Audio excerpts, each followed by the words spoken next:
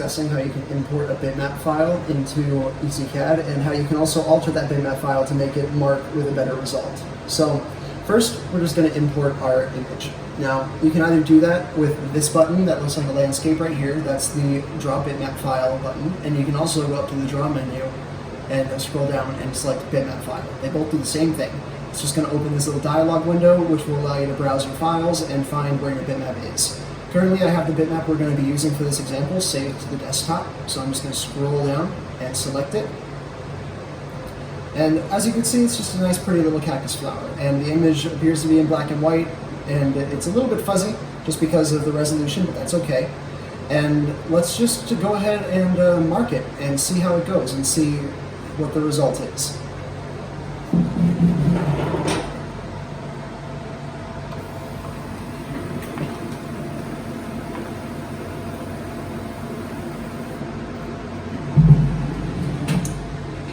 Well, that doesn't look right, and the reason for that is how we have the bitmap set. So normally when you import a bitmap, you're going to have to do some sort of modification to it to make it mark properly in the file program.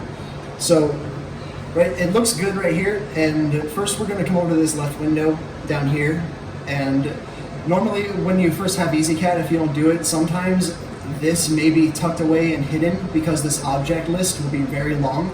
All you gotta do is grab underneath the object list and drag it up, and then these windows right here appear, so just be aware of that. Now, first we're gonna open PowerMap. What that does is it gives us a preview of the image, and anywhere on the image that we click, it will show us what the gray value of that click spot is. So if I click in the white area, for example, it highlights it, our gray value is at 0. And if I click in this area right here, the gray value is at 156. And it goes from 0 to 255. So this is about halfway to absolutely just solid black. And if we click over here where it's a little bit lighter, you can see that it's at 40. Now, the reason that the machine marked the square of the image is because of a certain setting.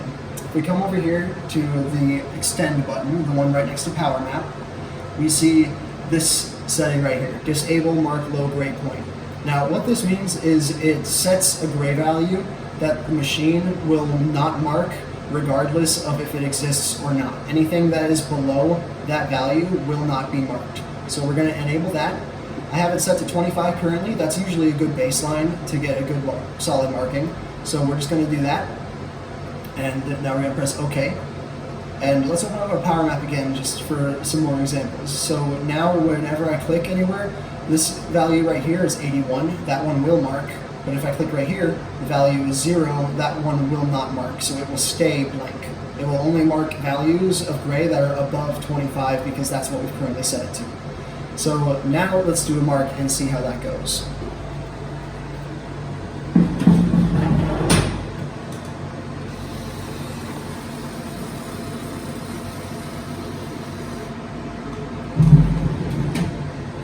Much better.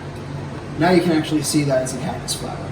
So that's great, but it still is a little bit fuzzy and not very detailed in these areas. Now, we can actually work with that and see if we can make that improve. So let's go ahead and put that back, and I'm just going to shrink this just a little bit, just so we don't have the markings overlap. Now, what you want to do is you want to open this other Extend window right here. So there's PowerMap, Extend, and then the upper Extend. We're going to open that, and it shows you a preview of the image.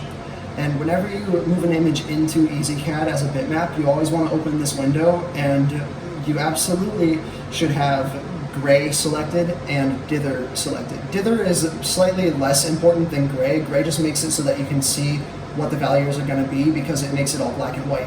What dither does is it turns it into a series of dots, which makes it easier for the machine to understand and mark.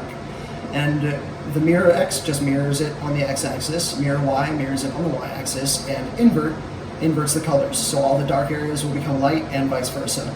This is good for when you're marking on certain materials where you need to keep the dark parts there so it doesn't mark the lines, but it marks the surrounding areas. We don't need that right now, so we're going to keep that off.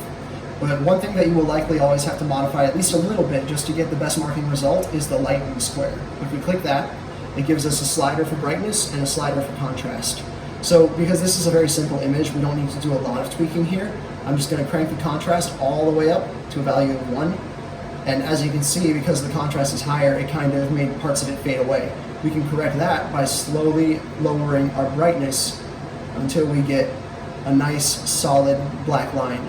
But we don't want to go too low because now you can see the area around it is also being darkened. So we don't want that. Let's go back a little bit, get rid of all those little dots. There, now we just have the image, we have nothing on the background, and all the lines are very stark and very easy to see. So let's go ahead and hit OK, and then we'll mark this one and see how they're different.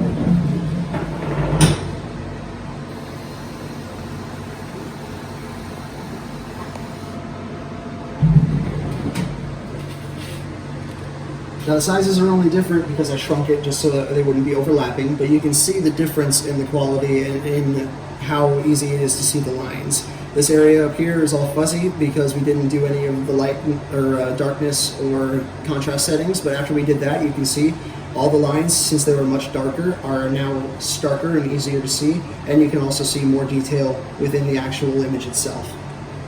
And that is just a quick and easy way of understanding how to import bitmap files and how you can modify them to achieve the best marking results.